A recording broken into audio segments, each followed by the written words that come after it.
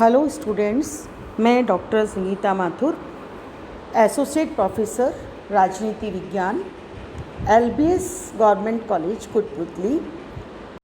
आज MA final यानी आपको पेपर 7th अनुसंधान पद्धति में अनुसंधान कार्य में कंप्यूटर का जो प्रयोग किया जाता है उस पर हम लोग बातचीत करेंगे कि कंप्यूटर का उपयोग या कंप्यूटर की इम्पोर्टेंस हम जब रिसर्च करते हैं तो उसमें हमें किस रूप में दिखाई पड़ती है। जैसा कि आपको पता है कि आज का युग हम कंप्यूटर का युग ही मान सकते हैं और कंप्यूटर के बगैर हम किसी भी फील्ड में काम नहीं कर पाते हैं। और इसी स्थिति को हम राजनीति विज्ञान में जब हम शोध कार्य करते हैं तो हमें कंप्यूटर की जो इम्पोर्टेंस है वो पता चलती है। इसलिए हम देखेंगे कि अनुसंधान कार्य में कंप्यूटर का क्या रोल है। जैसा आपको पता है कि प्रत्येक अनुशासन के विकास में उसके अपने पद्धति शास्त्र, अनुसंधान प्रविधि अथवा शोध पद्धति विज्ञान की केंद्रीय भूमिका होती है। इसे एक महान खोज माना गया है जिसने समस्त समाज विज्ञानों में क्रांतिकारी परिवर्तन ला दिया है। समाज विज्ञानों का मूल लक्ष्य मानव व्यवहार के बारे में निश्चित व्याख्याएं तथा पूर्व कथन करना माना गया है। जो मनुष्य समाज की जटिलताएं, कठिनाइयां एवं समस्याएं बढ़ती जाती हैं त्यों ऐसी व्याख्याओं अथवा पूर्व कथनों की और भी अधिक आवश्यकता बढ़ती जाती है। इन कठिनाइयों के समाधान में कंप्यूटरों अथवा संगठकों से सर्वाधिक सहायता मिल रही है।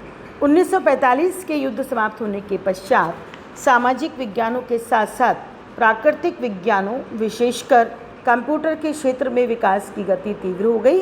वैज्ञानिक शोध एवं सामाजिक अनुसंधान में कंप्यूटरों का प्रयोग बढ़ने लगा है।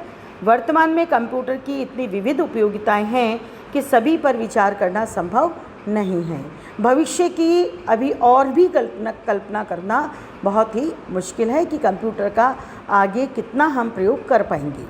वैज्ञानिक शोध के विकास में एक समय ऐसा भी था जब शोध कार्य से संबंधित गणना करना बेहद कठिन माना जाता था। काफ़ी समय व शक्ति इसी कार्य में नष्ट हो जाती थी।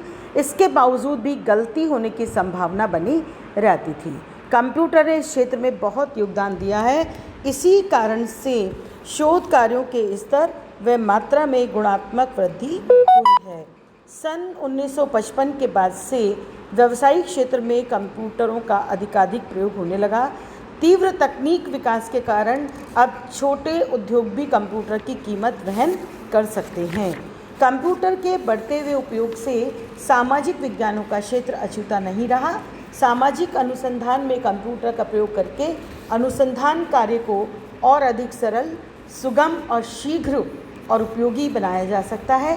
इससे तथ्य संकलन, वर्गीकरण, श्रेणियन या सीरीज सारणियन, तथ्यों का विश्लेषण, तुलनात्मक अध्ययन, सामान्यीकरण एवं नियमों का प्रतिपादन और सिद्धांत निर्माण, पूर्व कथन आदि किए जा सकते हैं। अब कंप्यूटर के बिना अनुसंधान की कल्पना भी नहीं की जा सकती है। हम ये देखेंगे कि कंप्यूटर जो है वो कहाँ से और कैसे हमें प्राप्त हुआ है। कंप्यूटर शब्द की उत्पत्ति अंग्रेजी के कंप्यूट शब्द से हुई है जिसका अर्थ होता है गणना करना। अतः यह तो स्पष्ट है कि कंप्यूटर का संबंध गणनाओं से ही होगा। तत्कालीन बदलती हुई परिस्थितियों में यह आवश्यक हो गया कि एक ऐसी मशीन का आविष्कार किया जाए जो इस किस्म की गणनाएं शीघ्रता से करे और बिना गलती के करे। ऐसी मशीन के बारे में गंभीरता से सोचा गया और काफ़ी धन, समय तथा अच्छे वैज्ञानिकों को इसमें लगाया गया।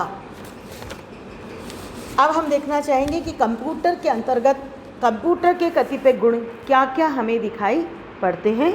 उसमें हम अगर लेना चाहेंगे तो हम ले सकते हैं कंप्यूटर के अंतर्गत गति को, संग्रह क्षमता को, कंप्यूटर की अतिरिक्त मेमोरी को हम इसमें शामिल करेंगे।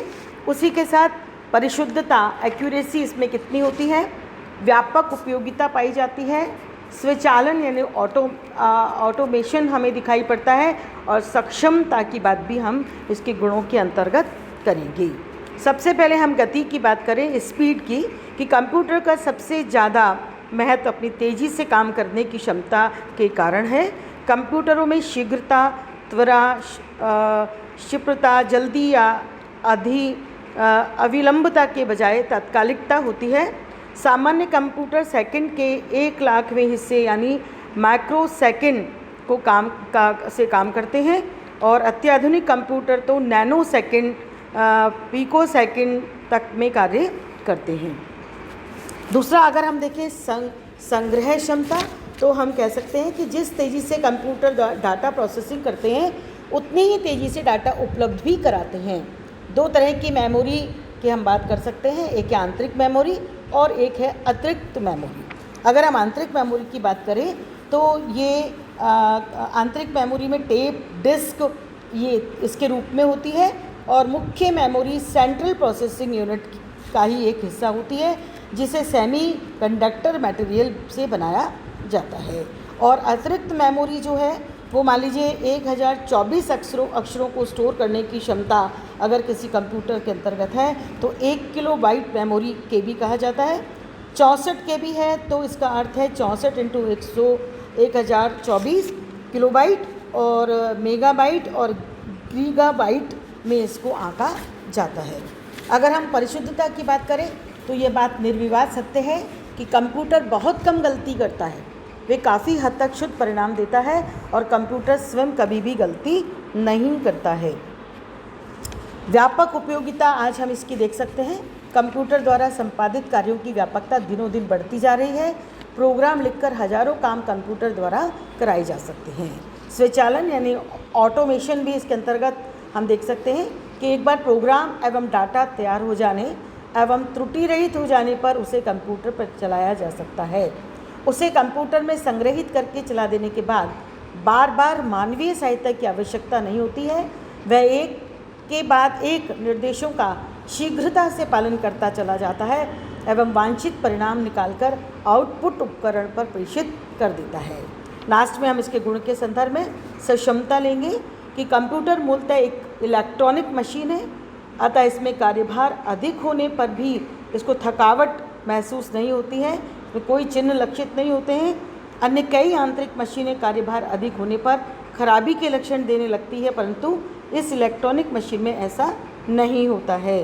कंप्यूटर को यदि लाखों गणनाएं करने को दी जाए तो वह आखिरी गणना भी उसी क्षमता से करेगा जिससे पहली उसने की है। इन्हीं अनेक विशेषताओं के कारण कंप्यूटरों का उपयोग निरंतर बढ़ता जा रहा है। कंप्यूटर के अभाव में जीवन की गति वर्तमान में संभव नहीं है। इसलिए कंप्यूटर का उपयोग आजकल हम समाज विज्ञानों के रिसर्च में भी करते हैं ताकि हमारे जो रिजल्ट्स हैं वो सटीक आएँ और हम जिस सिद्धांत निर्माण का करना चाहते हैं वो भी सर्वाधिक उपयोगी और सार्वजनिक हम उसको कर सकते हैं। तो इस प्रकार से कंप्यूटर का अनुसंधान में बहुत महत्व आंका जा सकता है। Thank you.